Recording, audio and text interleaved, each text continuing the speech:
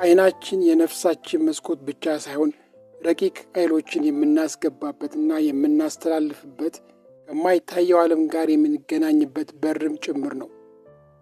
በኢነርጂ ሳይንስ ወይም በረቂቅ አካል ጥናት ውስጥ የሰው ልጅ ክፍት የሆነ የኢነርጂ ስርዓት አለው ተብሎ ይታመናል። እኛ ሰዎች ደግሞ በአካባቢያችን ካለው ነገር ሁሉ ጋር ኢነርጂ እንለዋወጣለን።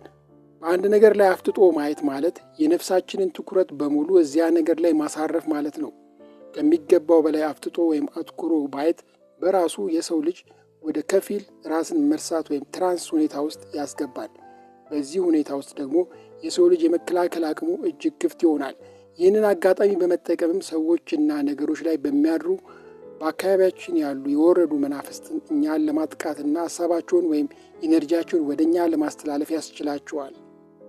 በዛሬው ቪዲዮ ለመናፍስት ጥቃት፣ ለዓይነ ጥላ ወይም ለቡዳ መንፈስ ተጋላጭ የሚያደርጉንን በፍጹም አተኩረን ወይም አፍጥጠን ማየት የሌለብን 12 ነገሮችን እዘረዝራለሁ። አብራችሁን ቆዩ። አንደኛ፣ መስታወት አፍጥጦ ማየት። ወደ መስታወት ትኩር ብለን ወይም አፍጥጠን ስንመለከት የህይወት ኃይላችን ወይም ቫይታል ፎርስ የሚባለውን መስታወቱ ወይ ይስባል ወይ ደግሞ ያንጸባርቀዋል። መስታወት ለረጅም ጊዜ መመልከት የአእምሮን ክፍት መሆን ትራንስ የሚባለው ሁኔታ ይፈጥራል። ያለ በቂ ሁኔታ ወይም መንፈሳዊ ጥንቃቄ ለረጅም ጊዜ መስታወት ላይ ማፍጠጥ የኤነርጂ መሟጠጥን፣ የድካም ስሜትን፣ የስነ ልቦና መረበሽን፣ የማንነት ቀውስ ሊያስከትል ይችላል። በኤነርጂ ጥናት መስታወት የሁለት ዓለማት መገናኛ ድልድይ ተደርጎ ይታያል። በብዙ ምስጢራዊ ትምህርቶች መስታወት የራሳቸው ህልውና ያላቸው ረቂቅ ፍጥረታት የሚንቀሳቀሱበት ቦታ ነው ብሎ ያስተምራሉ። አንድ ሰው ዝም ብሎ ወደ መስታወት አፍጥቶ ትኩር ብሎ ለብዙ ደቂቃ ቢያይ ንቃተ ህሊና ወደ ሌላ የአጋንንት ወይም ሌሎች ረቂቅ የመናፍስት ዳይሜንሽን እንዲጓዝ በር ሊከፍትና የእነዚያም መናፍስት ትኩረት ሊስብ ይችላል። መስታወት ለብዙ ደቂቃ አፍጥጦ ማየት መናፍስቱን እንደ መጋበዝ ወይም እንደ መፈታተን ይቆጠራል። ለብዙ ደቂቃ አፍጥጦ ማየት ዝቅተኛ ንዝረት ያላቸው መናፍስት ሐሳባቸውን ወይም ኢነርጂያቸውን ወደ አንተ ለማስተላለፍ ጥሩ አጋጣሚን ይፈጥርላቸዋል። ሁለተኛ፣ ሻማን አፍጥጦ ማየት። የሻማ ብርሃን እንደ ኤሌክትሪክ መብራት ቋሚ ብርሃን የለውም፣ ይርገበገባል። በሻማ ብርሃን ውስጥ አፍጥጦ የሚመለከት ሰው በእነዚያ ተንቀሳቃሽ ነበልባሎች ውስጥ የማይታዩ ነገሮችን ሊታዩት ይችላሉ። ይህ ደግሞ አእምሮ ለፍርሃትና ለግዠት እንዲጋለጥ በማድረግ ርኩሳን መናፍስት በሰውየው ስሜት ላይ እንዲሰለጥኑ በር ይከፍታል። በብዙ መናፍስታዊ ልምዶች ውስጥ ሻማን አፍጥጦ በማየት የወደፊቱን ለማየት ወይም መናፍስትን ለመጥራት ይጠቀሙበታል። አንድ ሰው ያለ እውቅና ያለ ጸሎት በሻማ ነበልባል ላይ አትኩሮ ምን እያየው ነው ብሎ ቢመራመር የሰውየው ትኩረት እንደ ጥሪ ይቆጠራል። በተለይ ደግሞ ሻማው የሚበራው ለጸሎት ሳይሆን ለማየት ብቻ ከሆነ አደገኝነቱ ይጨምራል። ሳያውቀው ወደ ጥንቆላና ወደ መናፍስት ዓለም እየገባ ሊሆን ይችላል። ይህ ደግሞ ቀጥተኛ ለመንፈሳዊ ጥቃትና ለጭንቀት ይዳርጋል። የሻማን ነበልባል አተኩሮ ማየት አእምሮን በፍጥነት ራስን ወደ ማጣት ወይም ወደ መፍዘዝ ሁኔታ ውስጥ ይከቷል። በዚህ ቅጽበት ያንተ ንቃተ ህሊና ክፍት ስለሚሆን መንፈሳዊ መከላከያ ይላላል። በዚህ ክፍተት ውስጥ መጥፎ ሀሳቦች፣ ድምፆች ወይም ባዕድ መንፈስ ተጽዕኖች በቀላሉ ሊገቡ ይችላሉ። ሶስተኛ፣ ደምን አፍጥጦ ማየት። ደም ተራ ቀይ ፈሳሽ ሳይሆን የህይወትና የኃይል ምንጭ ነው። በመንፈሳዊ ዓለም ደም ትልቅ ዋጋ ያለውና መስዋዕት ስለሆነ መናፍስትን ይስባል። የሥጋ ህይወት በደም ውስጥ ነው። ዘሌዋውያን ምዕራፍ 17 ቁጥር 11 እንደሚለው በድንገት የፈሰሰን ደም፣ ለምሳሌ የታረደ እንስሳ ወይም የቆሰለ ሰው ደም አፍጥጦ ማየት ደም አፍሳሽ ለሆኑ ርኩሳን መናፍስት መንገድ ይከፍታል። ይህ በተለይ ደካማ መንፈስ ያላቸውን ሰዎች ለድንገተኛ መውደቅ ወይም ለጭንቀት ሊዳርግ ይችላል። ርኩሳን መናፍስት ወደ ደም የመሳብ ከፍተኛ ባህሪ ያላቸው። ለእነሱ የፈሰሰ ደም እንደ ምግብ ወይም እንደ ጥሪ ነው የሚቆጠረው። በድንገት የፈሰሰ ወይም በአደጋም ይሁን በእርድ መንፈሳዊ አየሩን ይቀይሯል። በዚያ ቦታ ላይ የመናፍስት እንቅስቃሴ ይበዛል። ዓይን የነፍስ በር ነው ካልን በፈሰሰው ደም ላይ አፍጥጠ ስታይ ሳታውቀው በደም ውስጥ ካለው ኃይልና በደሙ ውስጥ ካሉ ወይም በዙሪያው ካሉ ረቂቅ መናፍስት ጋር የኃይል ልውውጥ ስለምታደርግ መከላከያ ይደክማል። ደሙን ስታይ የሚሰማ ፍርሃት ወይም መረበሽ መናፍስቱ ወደ አንተ የሚገቡበትን በር ይከፍትላቸዋል። አንዳንድ መናፍስት በተፈጥሯቸው ከጭካኔ ከጥፋትና ከደም ጋር የተቆራኙ ናቸው። እነዚህ መናፍስት ደም በፈሰሰበት ቦታ ላይ ተገኝተው ባለቤት ይፈልጋሉ። ደሙን አፍጥጦ የሚያይ ሰው ለመንፈሱ ኢላማ ይሆናል። በተለይ ደካማ መንፈስ ያላቸው ሰዎች ደም አፍጥጠው ሲያዩ መንፈሱ በዓይን በኩል ሰርጎ በመግባት አእምሯቸውን ይረብሸዋል፣ ይሸበራሉ። ደም መታው የሚባለው ሁኔታ የሚፈጠረው በዚህ ነው። በዚህ ጊዜ ሰውነታቸው ድንጋጤውን መቋቋም አቅቶት ራሳቸውን ሊስቱ ወይም ሊወድቁ ይችላሉ። እርድ በሚከናወንበት ቦታ በተለይ በበዓላት ላይ አፍጥጦ ማየት አይመከርም። በዚያ ቦታ ላይ የደም መናፍስት ስለሚሰበሰቡ ደካማ መንፈስ ያላቸው ለጋ ሕፃናትና እርጉዝ ሴቶች እንዲረቁ ይመከራል። የሰው ደም ከእንስሳ ደም የበለጠ መንፈሳዊ ክብደት ስላለው በተለይ በጸብና በግፍ የፈሰሰ ደም አፍጥጦ ማየት የበቀል መናፍስት ወደ አንተ እንዲገቡ ሊያደርግ ይችላል። አራተኛ፣ በመንፈስ የታወቁ ወይም በአጋንንት የተያዙ ሰዎችን ዓይን ማየት። በመንፈስ የታወቁ ወይም በአጋንንት የተያዙ ሰዎች መንፈሳዊ በራቸው ክፍት ስለሚሆን የእነሱን ዓይን አፍጥጦ ማየት መንፈስ ወደ አንተ እንዲገባ መጋበዝ ነው።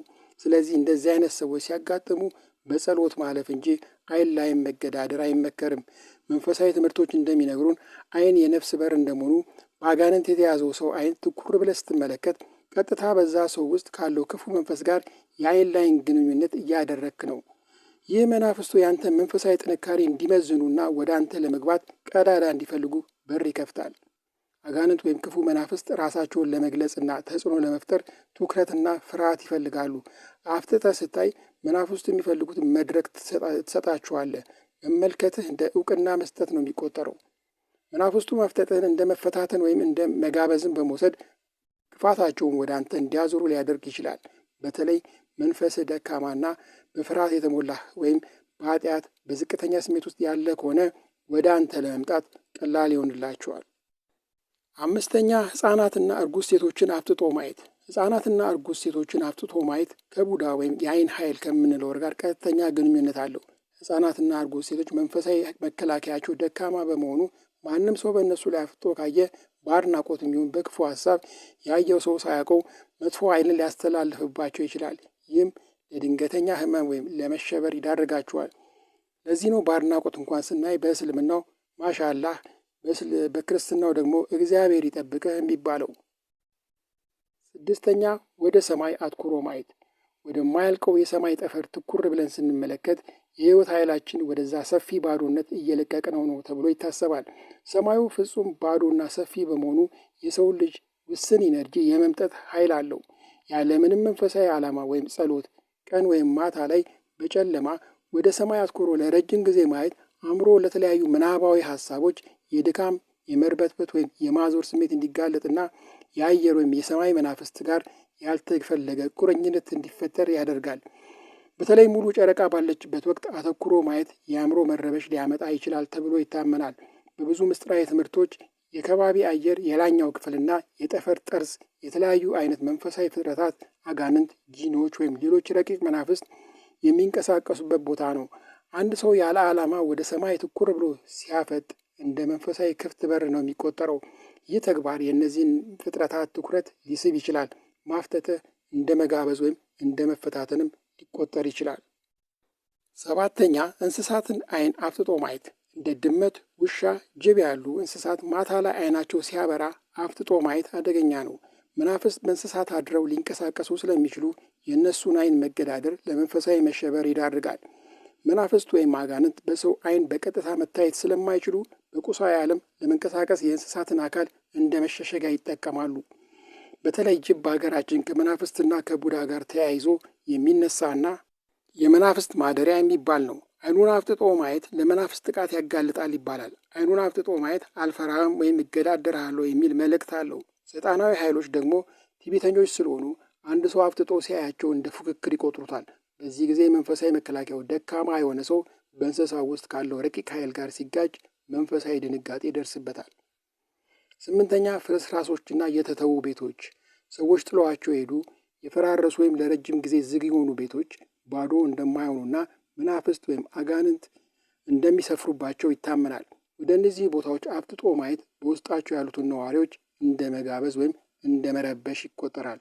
እነዚህን ቦታዎች አፍጥጦ መመልከት የመናፍስቱን ትኩረት ወደ እኛ እንዲመለስ ያደርገዋል። ዘጠነኛ፣ ድቅድቅ ጨለማ ወይም ጥልቅ ጉድጓድ። አፍጥጦና አትኩሮ ማየት መጥፎ መናፍስትን ኑ ብሎ የመጋበዝ ያህል ይቆጠራል። ጨለማ አጋንንት የሚንቀሳቀሱበት አውድ እንደመሆኑ ወደ ጨለማውና ጥልቁ ጉድጓድ አትኩሮ ማየት ፍርሃትን ይፈጥራል። ያ ፍርሃት ደግሞ ለመንፈሳዊ ጥቃት ተጋላጭ ያደርጋል። 11ኛ፣ የሚፈስ ውሃ፣ ወንዝ ወይም ፏፏቴ። ውሃ የሕይወት ምንጭ ቢሆንም የሚፈሱ ወንዞችና ፏፏቴዎች የራሳቸው መናፍስት እንዳሏቸው ይታመናል። በተለይ በቀትር 6 ሰዓት ወይም እኩለ ሌሊት ላይ ወንዝ ውስጥ አፍጥጦ ማየት ውሃ ላይ የሚያድሩ መናፍስት ሰውን እንዲጠናወት ወይም እንዲገቡበት ሊያደርግ ይችላል። 12ኛ ጥቅጥቅ ያሉ ዛፎችን አፍጥጦ መመልከት። ትላልቅና ዕድሜ ጠገብ ዛፎች ለምሳሌ ዋርካ፣ ሾላ የራሳቸው ግርማ አላቸው። እነዚህ ዛፎች የመናፍስት መቀመጫ ወይም አድባር ናቸው ተብሎ ስለሚታመን ወደ ዛፉ ቅርንጫፎችና ቅጠሎች አፍጥጦ ማየት መታዘዝን ወይም መያዝን ሊያመጣ ይችላል። በተለይ በቀትር ሰዓት እንደነዚህ አይነት ዛፎች ስር አፍጥጦ መቆም ለመንፈሳዊ ውጋት ያጋልጣል። እንግዲህ ትኩረትን በጠበቅከው ልክ መንፈስን ትጠብቃለህ እንደሚባለው እነዚህ ነጥቦች ራሳችንን ከመናፍስት ጋር እንድንጠብቅ ይረዱናል። ሳታውቀው ትኩረትን ስበውህ ራስን መስታወት፣ ደም፣ ሻማ፣ ሌሎች የተዘረዘሩትን ነገሮች ላይ ስታፈጥ ካገኘኸው ትኩረትን ወደዚያው ከነዚያ ነገር ላይ መልስ። ምንድን ነው ብለህ አትመርምር። ካየሃቸውም የመናፍስቱን ትኩረት ለመበተን በውስጥ ጸሎት አድርግ። እንግዲህ ያጋጠማችሁ ነገር ካለ ኮመንት ላይ ያካፍሉን። እግዚአብሔር ከእናንተ ጋር ይሁን። ሰላም